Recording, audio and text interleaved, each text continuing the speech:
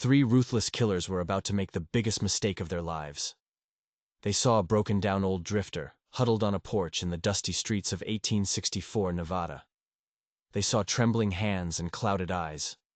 What they didn't see, what no one in the town of Copper Ridge saw, was the most feared gunslinger the West had ever known. They didn't know that beneath the dust and the despair lay a sleeping legend. And when an innocent child steps into the line of fire, that legend, the ghost of Ezra Malone, was about to rise from the grave one last time. The wooden chair creaked. It sounded like old bones, a complaint against the weight of the man sitting on the general store porch. Ezra Malone shifted, the simple movement sending a jolt of pain through his joints. Dust, fine as powdered sugar, swirled around his worn-out boots. It was autumn in Copper Ridge, Nevada territory, but the heat of summer refused to die, baking the main street in a merciless glare. His hands shook as he lifted the dented tin cup to his cracked lips. The coffee was bitter, almost burnt, but it did nothing to wash away the taste of another night spent staring into the darkness, haunted by ghosts only he could see. He was a fixture on this porch, as much a part of the scenery as the peeling paint on the storefront. Children, their faces bright with life, ran past him without a second glance. Their laughter, sharp and clear, echoed off the wooden buildings. To them, he was invisible, just another piece of broken furniture left out in the sun for too long. His coat, a faded shade of what might have once been blue, hung loose on his skeletal frame. His gray beard was a tangled mess, and he knew it. The warped mirror inside Widow Henderson's store showed him a stranger these days, a man with hollow cheeks and clouded eyes that seemed to look right through the world. But those same fingers that shook so badly they could barely hold a coffee cup had once been as steady as granite. The same voice that now whispered, "Thank you," for a piece of stale bread had once made grown men drop to their knees and beg for mercy. He could feel it, even now, tucked deep inside his coat pocket. Wrapped in an oily cloth, a Colt Navy revolver waited. It was a beautiful, terrible thing, and it hadn't seen the light of day in 10 long years. A group of townspeople, their faces pinched with self-importance, hurried past. Their whispered conversation stopped cold the moment they noticed him, then started again, lower this time. He caught the fragments, the words sharp as broken glass. "Worthless old fool. Why doesn't someone run him out of town?" Their faces held the same expression he'd grown used to seeing everywhere he went. It was a nasty cocktail of disgust and pity, the way you look at a sick animal you know you should put out of its misery. Ezra pulled the brim of his hat down lower, hiding his face, and stared at the dusty street. He didn't want them to see the flicker of memory in his eyes, saloons thick with cigar smoke, the heavy weight of a marshal's badge on his chest, the distinct menacing sound his spurs made on wooden floors, a sound that could silence a room in a heartbeat. Those days felt like a story someone else had lived. A lifetime ago. The sun climbed higher, relentless. The desert heat shimmered in waves, making the distant mountains look like they were melting.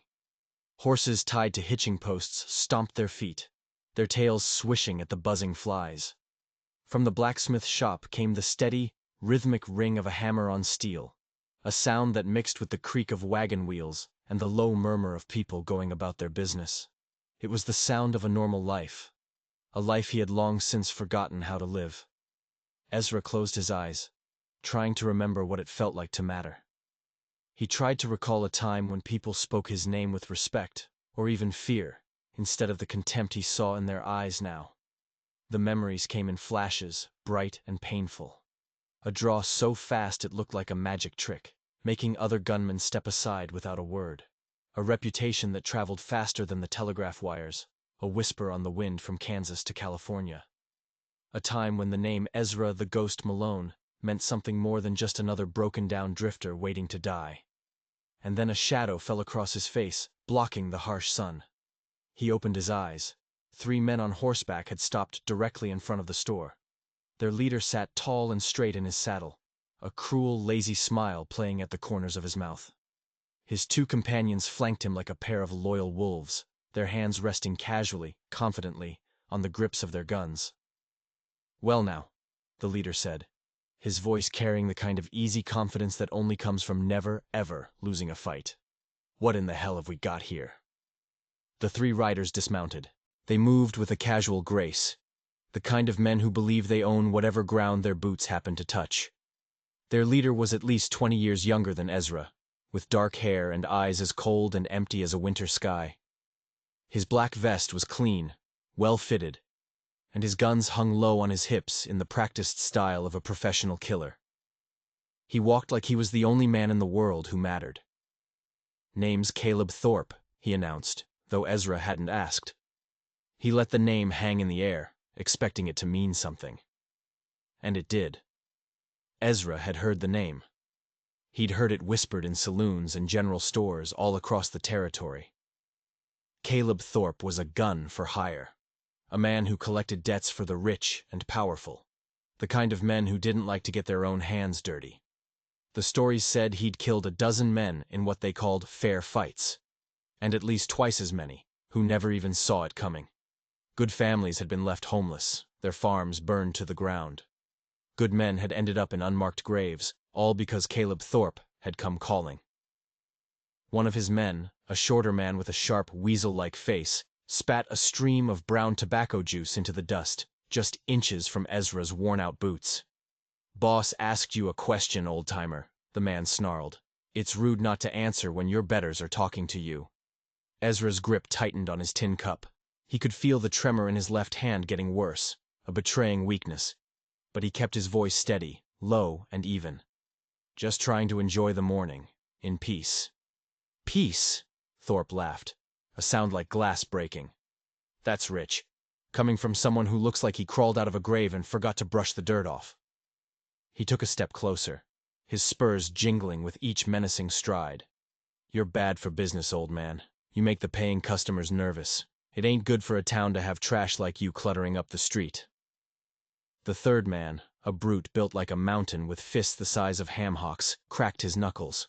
The sound was like dry twigs snapping, sharp and loud in the tense silence. "Want me to encourage him to move along, boss?" he rumbled, a grin spreading across his broad, stupid face. Ezra's eyes drifted across the street, and that's when he saw him. A small boy with sandy hair, his face pressed flat against the window of the barber shop. He was watching the scene unfold, his eyes wide with a mixture of fear and fascination. There was something about that kid. Something in the way he stood so straight, his small shoulders squared against the ugliness of the world. His little hands were clenched into tight fists at his sides, as if he wanted to charge across the street and help, but was just smart enough to know he couldn't. Thorpe followed Ezra's gaze. A wider, even crueler smile spread across his face. "Cute kid," he said, his voice dripping with false sweetness. "Be a real shame if something were to happen to him. You know, just because his elders didn't teach him the proper manners about minding his own damn business." The threat was unmistakable. It hung in the hot, still air like smoke from a freshly fired gun. Ezra felt something stir deep inside his chest. It wasn't fear. It was something else. Something he'd thought was dead and buried for years. It felt like a pilot light flickering to life, a small hot flame in the cold emptiness of his soul. It was the same feeling that had made him pin on a badge 30 years ago. The same fire that had driven him to stand between good, decent people and the wolves that preyed on them. "Leave the boy out of this," Ezra said. His voice was quiet, but it had a new edge to it, a hint of steel beneath the rust. "Your quarrel is with me." "Quarrel?" The weasel-faced man, Rico, scoffed. He kicked a spray of dust toward Ezra's chair. "Old man, you don't have enough fight left in you to quarrel with a church mouse. Look at you, shaking like a leaf in a windstorm. Bet you ain't had a decent meal in a month." Thorpe stepped right up onto the porch, his boots making sharp, loud sounds on the wooden planks. He loomed over Ezra, a hawk over a field mouse. "Here's what's going to happen," he said, his voice dropping low. "You're going to get your sorry, stinking hide off this porch, and out of my sight. And if I ever see you on this street again, my boys and I are going to have a little fun with you. The kind of fun that ends with a shallow grave and no questions asked." The tin cup rattled against Ezra's knee. His left hand was shaking worse than ever. But something else was happening. Something no one could see. His right hand, the one without the tremor, was moving. Slowly, deliberately, it was inching toward the inside pocket of his coat, toward the cold, oiled steel of the Colt Navy that waited there in the darkness. Then, faster than a blink, Rico's boot lashed out. It connected with the tin cup with a sound like a thunderclap. The cup went spinning through the air, end over end, before crashing against a wooden post with a bone-jarring clang. Dark, bitter coffee splashed across Ezra's coat, staining the faded blue fabric with ugly brown streaks that spread like spilled blood. The old man just stared down at his ruined clothes. He watched the dark liquid drip from his sleeves, hitting the dusty planks below with a soft, pathetic sound. His shoulders sagged even further, as if the weight of this final, petty humiliation was enough to crush what little spirit he had left. All around them, the town was watching. Faces appeared in windows and doorways. Some people shook their heads in disgust at the cruelty. Others just turned away, unable to bear the sight of a man being so thoroughly broken. But in that moment, something flickered behind Ezra's cloudy eyes. It was a spark, a tiny ember glowing in the ashes, and it had nothing to do with the dying afternoon sun. His right hand, his steady hand, continued its slow, deliberate journey. It moved with a purpose that had been absent for a decade, sliding into his coat pocket where cold steel waited in patient, deadly silence. "Look at that!" Thorpe roared with laughter, slapping his thigh like he'd just heard the funniest joke in the entire Nevada territory. "The old-timer thinks he's going to make a play." He turned to his men, his face lit with amusement. "What you got in there, Grandpa? A rusty old pistol that probably hasn't been fired since the Mexican War?" Sledge, the mountain of a man, cracked his massive knuckles again. Each pop was like a gunshot in the tense air. "Maybe we should check, boss," he rumbled. "Can't be too careful with these old coots. Sometimes they get desperate ideas. Stupid ideas." Across the street, the boy was still there. Danny McKenna. He couldn't have been more than 10 years old, his face still pressed against the glass of the general store window. His eyes were wide and frightened, but there was something else in his expression now. It was a look of desperate, pleading hope, as if he were silently begging the broken old man on the porch to stand up, to fight back, to be the hero the town so clearly needed. And that boy, that hopeful face, reminded Ezra of someone. The memory was hazy, dancing just out of his reach like smoke from a dying campfire. Another child, another town. Many, many years ago, back when 1864 was still a distant dream. Back when Ezra Malone was known by a different name. A name that made grown men cross themselves and check their weapons twice before they dared to go to sleep. "You got 10 seconds to show us what's in that pocket," Rico snarled, his hand dropping to rest on the handle of his own gun. The leather of his holster creaked. "And it better not be anything that'll make us nervous." Ezra's fingers, the fingers of his steady right hand, trembled for just a moment as they brushed against the smooth, cool ivory of the grip hidden beneath the stained fabric. The weapon felt familiar in his palm, like shaking hands with an old friend after years of lonely separation.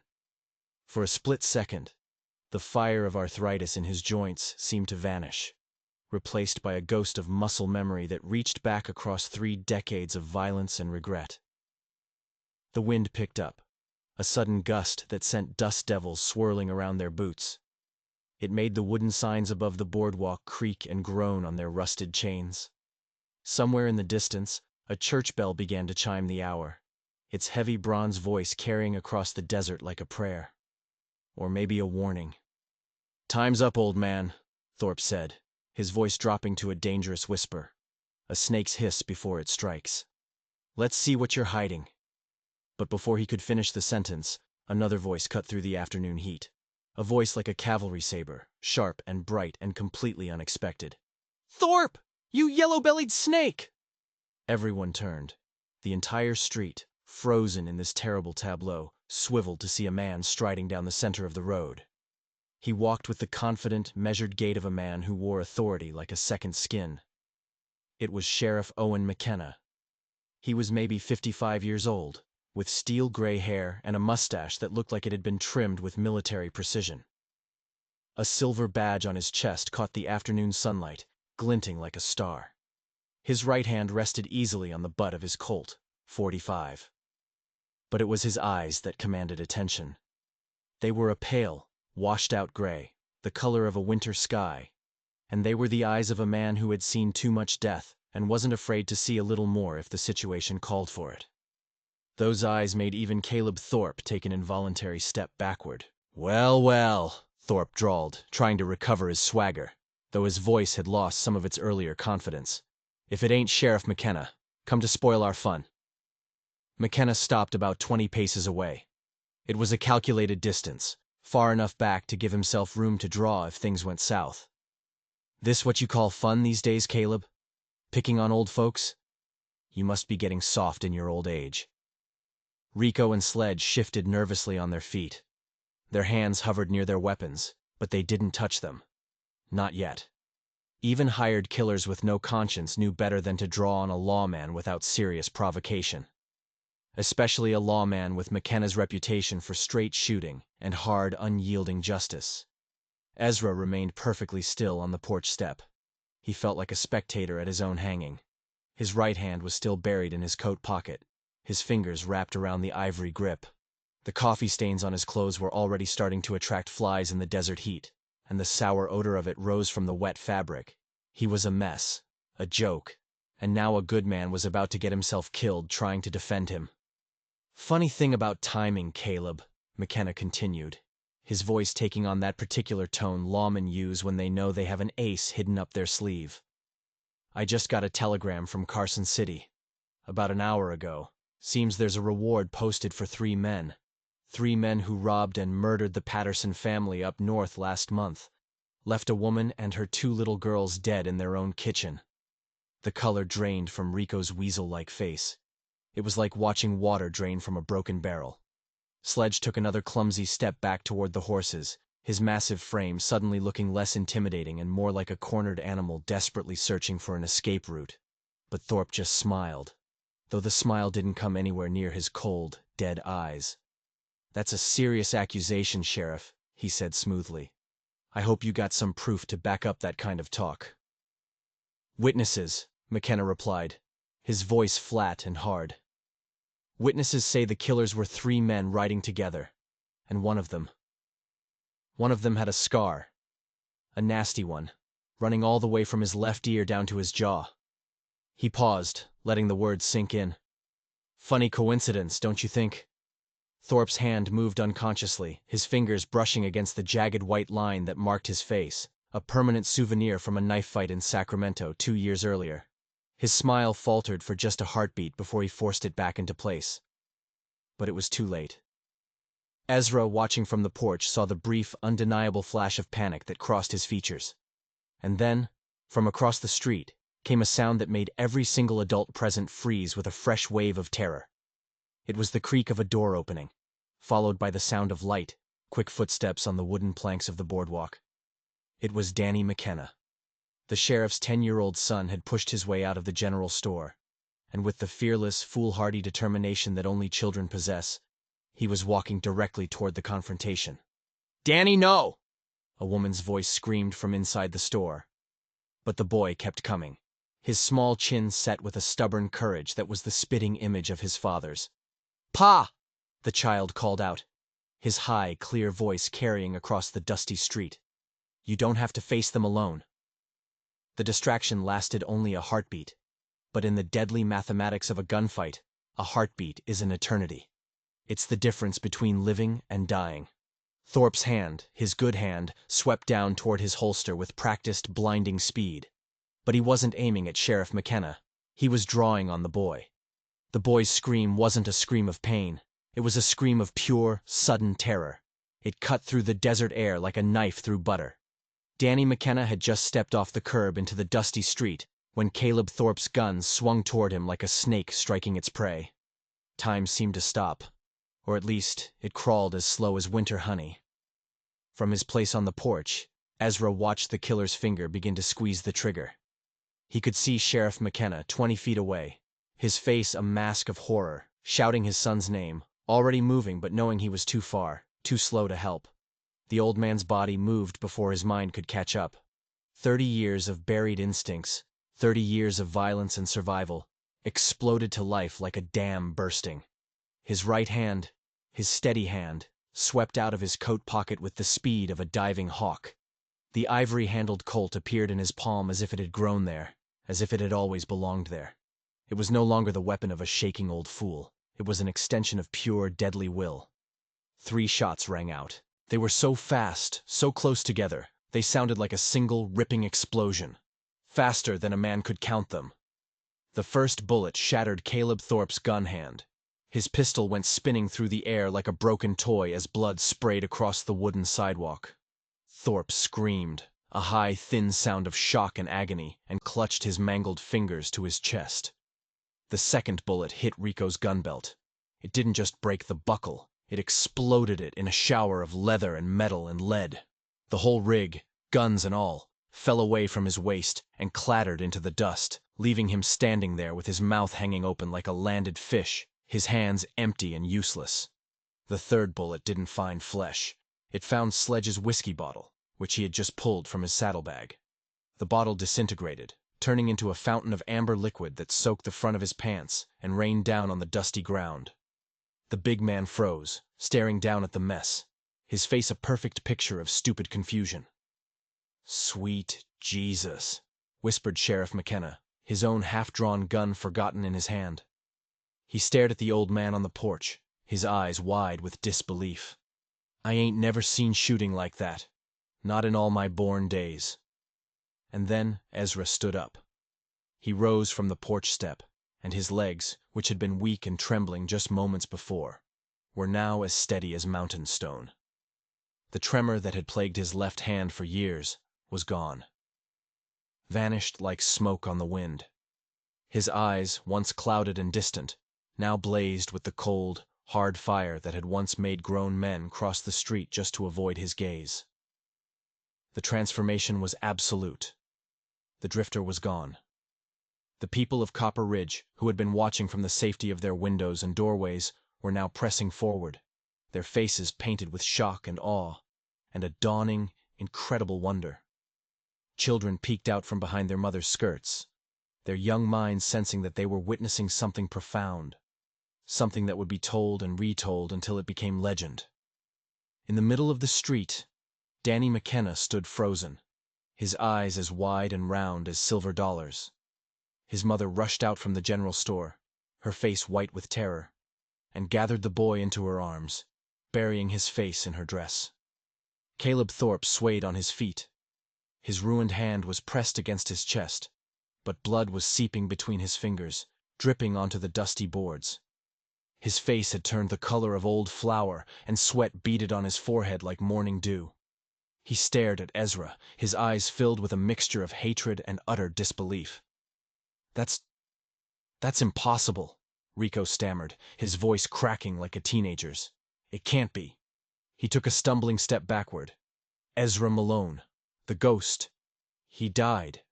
Died 20 years ago in Deadwood. Everybody knows that story. Ezra smiled, but there was no warmth in it. There was no humor.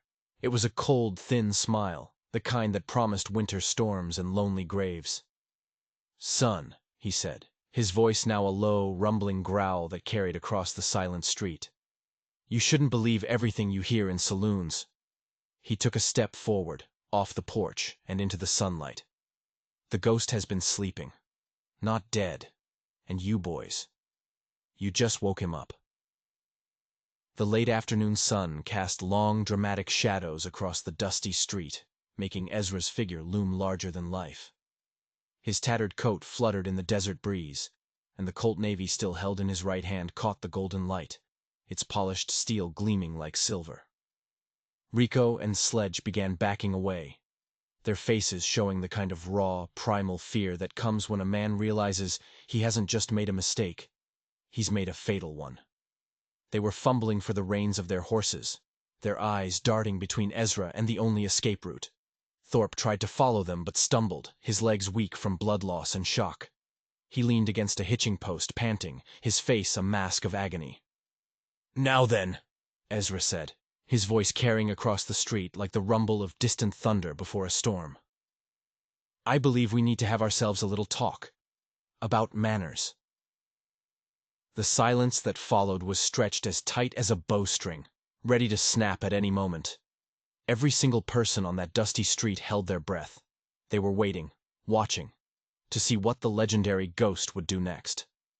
Sheriff McKenna, his face a mixture of relief and astonishment, slowly holstered his own weapon. He walked over to stand beside his wife and son, placing a protective hand on Danny's shoulder. His weathered face showed the kind of deep, profound respect that one fighting man gives to another who has just proven himself to be in a league all his own. "You boys have two choices," Ezra announced, his burning gaze never leaving the three would-be killers. "You can get on your horses, ride out of Copper Ridge right now, and never, ever come back. Or you can try your luck again." He let the offer hang in the air for a long moment. "But I should probably warn you. I'm feeling a whole lot better than I was 10 minutes ago." Thorpe's face twisted with a fresh wave of pain and impotent rage. Blood continued to drip from his shattered hand, forming small, dark red circles in the dust at his feet. "This ain't over, old man," he spat, his voice thick with hate. Nobody makes Caleb Thorpe look like a fool, and lives to tell the tale." "Funny thing about that," Ezra replied. He gave the Colt in his hand a single, lazy spin around his trigger finger before sliding it back into his coat pocket. The movement was as smooth as silk, and twice as dangerous. "I've been dying by inches for the past 10 years. You threatening to kill me is about as scary as a paper bag full of wind." Martha McKenna, the sheriff's wife, approached him slowly. Her arms were still wrapped protectively around her son, and tears streamed down her cheeks, leaving clean tracks in the dust on her skin. But her voice was steady when she spoke. "Thank you, Mr. Malone," she said. Her voice filled with a gratitude so deep it was almost painful to hear. "Danny, he's all we have left. The fever took our other children." Those words hit Ezra like a physical blow, harder than any punch Sledge could have thrown. He understood now. He understood the desperate speed in the sheriff's eyes, the raw terror in the mother's scream. He understood why they looked at their son like he was made of spun glass. They had already lost too much. They couldn't bear to lose anything more. "Ma'am," he said, his voice softening, his hard expression gentling for the first time. "Sometimes we don't choose to be heroes. Sometimes being a hero chooses us." Just then, Widow Henderson, the owner of the general store, stepped out onto her porch. Her gray hair caught the golden afternoon light like a halo. "Ezra Malone," she called out, her voice surprisingly strong for a woman her age. "You saved that boy's life. You saved this town from them." She pointed a stern finger at him. "As far as I'm concerned, you've got a job right here at my store, for as long as you want it." The offer hung in the air. It was more than a job. It was a lifeline, thrown to a drowning man. Ezra looked around, really looked, at the faces watching him. They were no longer filled with pity or disgust. Now, they were filled with something he hadn't seen directed at him in 20 long years. Respect, awe, gratitude. Rico finally managed to haul the bleeding Thorpe onto his horse, while Sledge mounted up with shaking hands. The big man kept looking over his shoulder at Ezra, his eyes wide with fear, as if he fully expected the ghost to shoot him in the back just for good measure. "Remember what I told you, boys," Ezra called out as they prepared to bolt. "If I ever hear of you bothering innocent folks again, especially children, I will come looking for you. And next time," he said, his voice dropping to an icy whisper, "I might not be feeling so generous." With a final panicked look, the three riders spurred their horses and galloped out of town, leaving behind only swirling clouds of dust and the stunning memory of how quickly everything in the world can change. As they disappeared over the horizon, the people of Copper Ridge began to emerge fully from their hiding places. The tension broke, replaced by a rising murmur of excited conversation. And then Danny McKenna broke free from his mother's arms. He walked right up to Ezra, his small face filled with the fearless curiosity that only children possess. He looked the old gunslinger up and down, taking in the tattered coat and the weathered face. "Are you really him?" the boy asked, his voice filled with awe. Are you really the famous ghost? Ezra looked down at the boy, at his bright, honest eyes, and for the first time in a very long time, he felt something other than pain and regret. He knelt, slowly, his old joints protesting, until he was at eye level with the child. I was, once upon a time, he said softly. But ghosts are supposed to stay buried, son. Maybe it's time for Ezra Malone to try living again, instead of just surviving. The sun was beginning to set behind the distant mountains, painting the sky in brilliant shades of gold and purple and orange. And for the first time in 20 years, Ezra Malone felt something he'd almost forgotten how to feel. He felt hope. The dying sun painted the wooden buildings of Copper Ridge in those brilliant shades of orange and gold. As the townspeople slowly emerged from their hiding places, buzzing with the impossible story they now had to tell, Sheriff McKenna holstered his gun and walked toward Ezra. His boots crunched on the sandy ground, a slow, steady rhythm. The three bullies had ridden away like scared rabbits, leaving behind only the dust and the memory of how quickly a legend could come back to life. Mr. Malone, the sheriff said, stopping in front of him. He extended his weathered hand. I reckon I owe you more than I can ever pay back. That boy. He means the whole world to me and his mother. Ezra took the offered hand. He was surprised by how warm and strong the sheriff's grip was. For so many years, people had avoided touching him, as if his bad luck and his poverty might be contagious. No debt needed, Sheriff, Ezra said, his voice still a little rough. I'm just glad my old hands remembered what to do when it mattered the most. Young Danny, free from his mother's embrace now that the danger was past, ran to his father's side, his face glowing with pure, unadulterated excitement. Pa, did you see it? Did you see how fast he moved? It was like watching lightning strike 3 times in a row. McKenna scooped up his son in a fierce hug, holding him close as if to reassure himself the boy was truly safe. I saw it, son. I surely did. He looked at Danny with stern, loving eyes. But don't you ever, ever put yourself in danger like that again. You hear me? What you did was foolish, even if it was brave. Danny just grinned, unembarrassed, and looked over his father's broad shoulder at Ezra. Are you really the famous ghost? He asked again, the question hanging in the cooling air like smoke from a campfire. The one they tell stories about? Ezra felt the immense weight of his past pressing down on him. All those years of running, all those years of hiding, of pretending to be someone else, someone less than he was. He thought about the young man he used to be, so quick with a gun and so proud of his fearsome reputation. Then he looked at this family, the tough, honorable sheriff, the strong, loving mother, the brave, curious boy. He saw the love that bound them together, and something deep inside his chest shifted, like stones settling after an earthquake. I was that man once, Ezra said slowly, choosing his words with care. But ghosts belong in the ground, son. Maybe it's time for plain old Ezra to try living again, instead of just surviving. Martha McKenna approached them, her face still streaked with tears, but a small, watery smile was on her lips. She was a strong woman, the kind of frontier woman who could birth babies and fight off wolves with equal determination. But her hands still shook as she spoke. Mr. Malone, she began, her voice thick with emotion. I don't know the right words to thank you. Danny. He is all we have left. The fever. It took our other children, 2 summers ago. Those words hit Ezra again, just as hard as before. He understood now, with a clarity that hurt. He understood the desperate, frantic look in the sheriff's eyes when his only remaining child had walked into the line of fire. Losing a child was a pain that never truly healed. It just became a part of you, an old wound that ached before the storms came. Ma'am, Ezra replied, his voice softer than he'd heard it in years, as soft as mountain snow. Sometimes we don't choose to be heroes. Sometimes being a hero chooses us, and all we can do is try our best not to let folks down. As true darkness began to creep across the vast desert sky, something wonderful started to happen. The very same townspeople who had ignored Ezra for months, who had whispered cruel things about him, now started approaching him, one by one.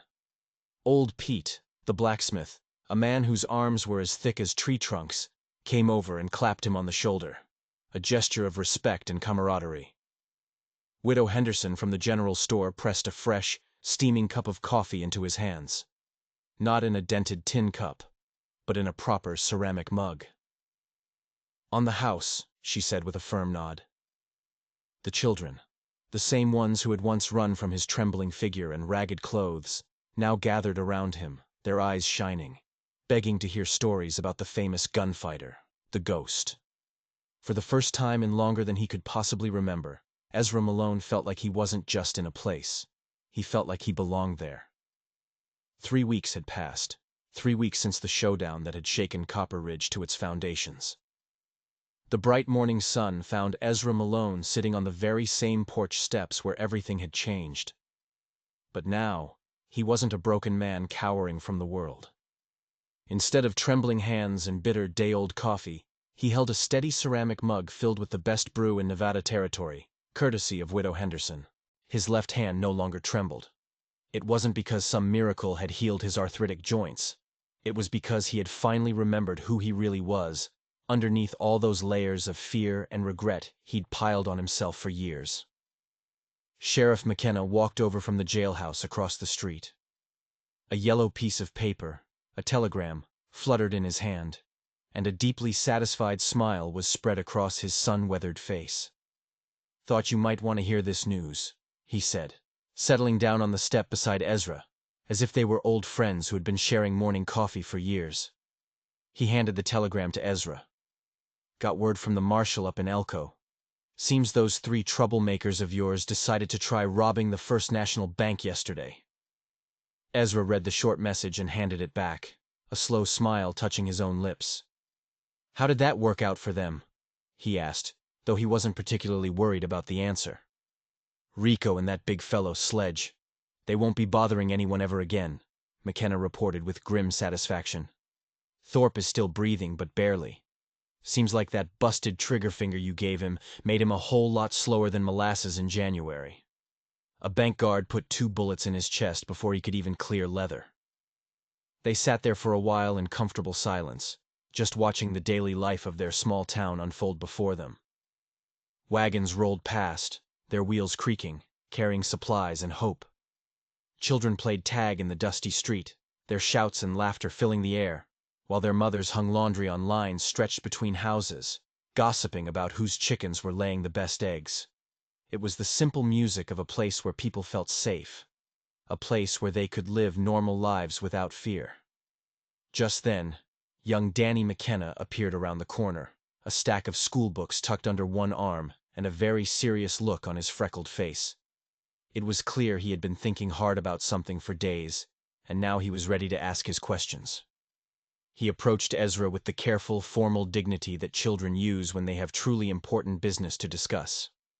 "Mr. Malone," he began, "I've been wondering about what you said before, about how ghosts should stay buried and all. Have you now?" Ezra smiled, setting down his coffee mug. He gave the boy his full attention. "And what did you figure out?" "Well," Danny said, choosing his words carefully, like a prospector picking through a pan of rocks, searching for a fleck of gold. "I think maybe some ghosts aren't meant to stay underground forever. I think maybe some of them need to come back. You know, when good people are in trouble and need help." Ezra studied the boy's earnest, upturned face. He saw something there that reminded him of his own long-lost youth, back when the world seemed simple, divided into clear lines of good and evil with nothing complicated in between. "You might be onto something there, son," he said quietly. "The trick, I suppose, is knowing when to be a ghost, and when to be just a regular person." "How do you tell the difference?" Danny asked, his brow furrowed in concentration. The old gunslinger looked out at the busy street. He saw Sheriff McKenna reading his newspaper on the jail steps. He saw Widow Henderson sweeping the dust from her porch. He saw all the ordinary people living their ordinary lives, a small island of civilization and decency carved out of the vast, unforgiving desert. "I reckon," he said finally, A ghost shows up when folks need saving from something they can't handle all by themselves. But a man sticks around afterward, to help them learn how to save themselves. Danny nodded slowly, as if this piece of wisdom made perfect, simple sense to his 10-year-old mind. Then his serious expression completely melted away, replaced by a huge, hopeful grin. So, you're really going to stay? Here? Forever? And always? Ezra felt something warm and light spreading through his chest, a feeling like the sunrise after the longest, coldest night of his life. For decades, he had been running, from town to town, from himself, always looking over his shoulder, never allowing himself to care about anyone or let anyone care about him. For so long, the future had looked like nothing but a heavy, pointless burden he was forced to carry. But now, sitting here on this porch, in this town, it seemed like a gift, a present, waiting to be unwrapped, one day at a time. "Yeah, son," he said, and he raised his coffee mug in a small salute to the bright morning sky. "I think old Ezra Malone is finally ready to stop running from his own shadow. I think he's ready to start chasing some new dreams instead." If you were on the edge of your seat listening to Ezra's story, make sure you hit that subscribe button and turn on notifications, because you won't want to miss what we uncover next.